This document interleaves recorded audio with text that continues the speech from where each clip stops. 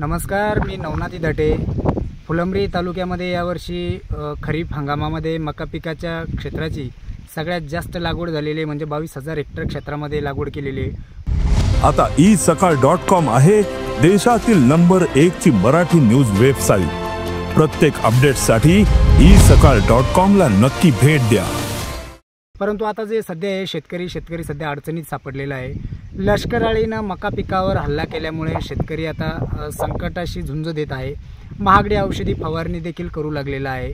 फुलंब्री तालुक्यात 22,000 हेक्टर क्षेत्रात मका पिकाची लागवड केलेली आहे. तर यावर्षी सुरुवातीलाच चांगला पाऊस पडला, रिमझिम पावसावरती शेतकऱ्यांनी लागवड केली. मोठा पाऊस अजूनही पडला नाही.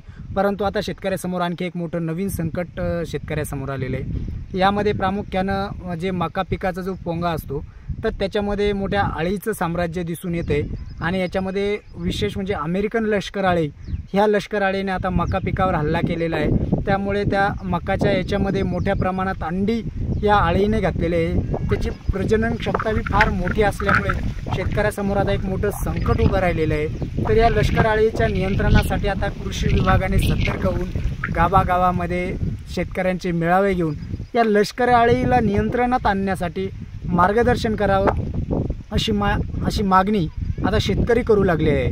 नवनाथी दाटे, साम टीव्हीसाठी फुलंब्री, छत्रपती संभाजीनगर. देश विदेशातील प्रत्येक घडामोडींचे लाईव्ह अपडेट मिळवण्यासाठी आता साम टीव्हीच्या सर्व सोशल मीडिया प्लॅटफॉर्मला लाईक, फॉलो आणि सबस्क्राईब करा.